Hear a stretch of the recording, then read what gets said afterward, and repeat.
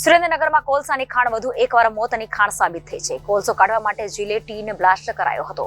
દેવપરા ગામમાં કાર્બોસેલની ખાણમાં જિલેટીનથી બ્લાસ્ટ કરાયા બાદ કોલસો કાઢવા માટે મજૂરોને ઉતારવામાં આવ્યો હતો, જ્યાં ગેસ ગળતરના કારણે 3 મજૂરોના મોત નીપજ્યા છે, જ્યારે 3 મજૂરોની હાલત ગંભીર ગણવાઈ રહી છે.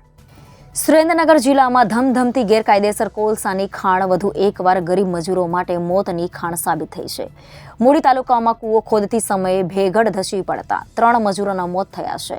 હજી તો 21 દિવસ જ વીત્યા છે, ત્યાં જિલ્લામાં વધુ એક ગેરકાયદેસર ખાણમાં 3 મજૂરોએ જીવ ગુમાવવાનો વારો આવ્યો છે. દેવપરા ગામમાં કાર્બોસેલની ખાણમાં જિલેટીનથી બ્લાસ્ટ કરાયા બાદ કોલસા કાઢવા માટે મજૂરોને ઉતારવામાં આવ્યા હતા.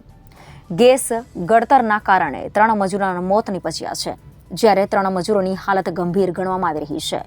જિલ્લામાં 21 દિવસમાં જ ખાણ મજૂરોના મોતની 2 ગંભીર ઘટનાઓ બનતા તંત્રની કામગીરીને લઈને સવાલો ઉઠ્યા છે.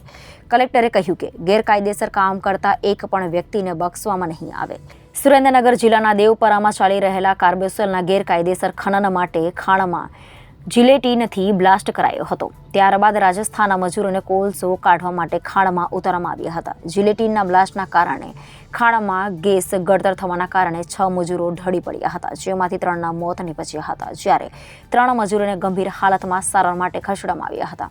આ અંગે સુરેન્દ્રનગરના ડીવાયએસપી HP દોશીએ જણાવ્યું હતું કે સુરેન્દ્રનગરના દેવપરા ગામે કાર્બોસેલની ખાણમાં ગેસ ગળતરની ઘટનામાં રાજસ્થાનના 3 મજૂરોના મોત નીપજ્યા છે. હાલમાં 3 મૃતક મજૂરોનું મૂડી સરકારી હોસ્પિટલમાં પોસ્ટમોર્ટમ ચાલી રહ્યું છે, જ્યારે આ બનાવ અંગે ફરિયાદની પણ તજવીજ હાથ ધરવામાં આવી રહી છે.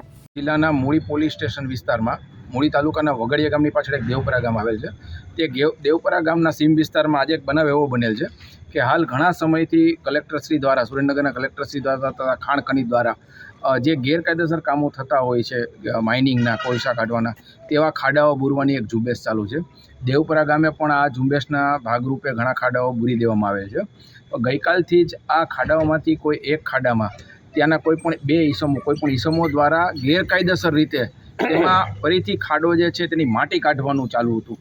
આ માટી કાઢવાની પ્રક્રિયા ચાલતી હતી. એ દરમિયાન આજે એમાં સાંજના સમયે ગેસ ગળતર થયેલ, અને જે ગેસ ગળતર દરમિયાન જે 3 મજૂરો અંદર કામ કરતા હતા, જે રાજસ્થાનથી આવેલા છે, તે 3 મજૂરો ગેસ ગળતરને કારણે મરણ ગયેલ છે. હાલ 3 મજૂરોની ડેડ બોડી મૂળી હોસ્પિટલ ખાતે લાવવામાં આવેલ છે. આ કામે જે ગેરકાયદેસર કામ કરાવતા હતા અને જે કબજેદાર હતા, આ વ્યક્તિઓને પોલીસે 2 વ્યક્તિઓને ડિટેન કરેલ છે અને તેમના વિરુદ્ધમાં ફરિયાદ દાખલ કરી અને અટક કરવાની કાર્યવાહી ચાલુ છે. આરોપીઓ છે તે કોણ છે અને વારંવાર આવા ઝડપાઈ છે કે પ્રથમ વખત એવું છે? હાલમાં જે આરોપીઓ છે તે મૂળી તાલુકાના જ રામપરા ગામના 2 ઈસમો છે, જેમને પોલીસે અત્યારે હાલ ડિટેન કરેલા છે. એવા એક રણજીતભાઈ ડાંગર તથા સત્તુભાઈ કરપડા નામના 2 ઈસમોને પોલીસે ડિટેન કરી અને એમની પૂછપરછ ચાલે છે કે આ ગેરકાયદેસર કામ તેઓ કોના કહેવાથી, તેમનો કેવી રીતે કબજો હતો, જગ્યાના માલિક કોણ છે અને કબજેદારો કોણ છે, તે રીતના પૂછપરછ ચાલે છે. મૃત્યુ અંક વધવાની શક્યતા ખરી? શક્યતા અત્યારે દેખાતી નથી. હાલ 3 વ્યક્તિઓ ત્યાં મરણ ગયેલ છે, તેઓ હોસ્પિટલ ખાતે આવી ચૂક્યા છે. ટોટલ 6 વ્યક્તિ હતા એવી કોઈ ચોક્કસ એવી માહિતી નથી. 3 વ્યક્તિઓ જે ત્યાં સ્થળ ઉપર હતા, જે પોલીસને માહિતી મળેલ છે, 3 વ્યક્તિઓ મરણ જતા ત્યાંના મૂળી હોસ્પિટલ ખાતે એમની ડેડ બોડી લઈને આવેલ. Bureau report Janadesh news, Surendranagar.